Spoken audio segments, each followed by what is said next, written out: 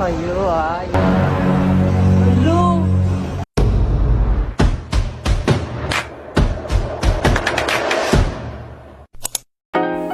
Hi guys! So ngayon, nagbabalik na naman tayo. Ako nga pala si Carla, maganda pero di masipag. So today guys, mag-grocery tayo kasama ang Diyos ko at ang kuya ng boyfriend ko. So today is pupunta kami on the way, malapit to sa Vista Mall, dun sa Pure Gold. Kung saan madalas kami is mag-grocery.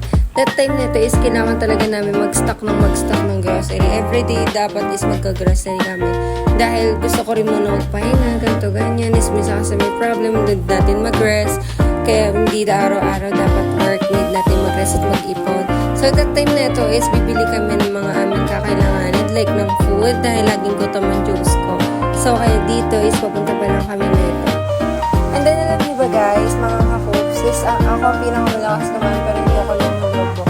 Pero siya kasi that time is dati mapayat siya. Siya yung kaya ng kaya. Siya talaga yung lumulubog. Kala mo talaga hinahanginan siya na parang balon. And that time nito is papunta pa lang kami nito. Then siya excited yun. Alam mo nung pipiliin niya. Oh my God!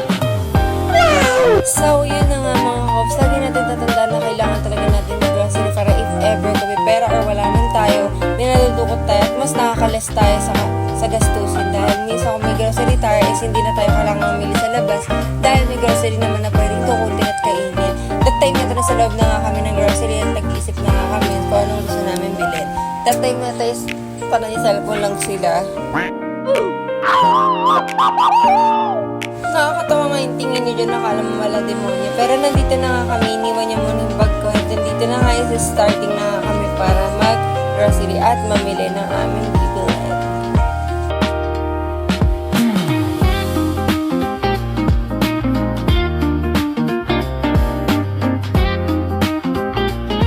So that time na ito mga ka-hopes, pinili na nga kami para at agad-agad na bayaran ng aming mga grocery. So dito is lula pa nga kami, sumabot ng 18,000 na sa unahan namin na nakabili. And then hamon-tala kami is 2,000, 5,000 nga lang ang grocery namin. And then that time nito is nabayaran na nga namin lahat na aming groceries. Pauwi na nga rin kami neto that time. And then siya is kumain muna. Parang may naamoy ako hindi maganda. So dito mga kakupis, kain mo na raw siya. Sobrang napagod din sa pag-grocery. Ano daw? Wow! And then dito is pauwi na nga kami neto is para maghanap na ng tricycle namin sa sasakyan. Pauwi. Then hanggang dito na lang yan. And then bye-bye!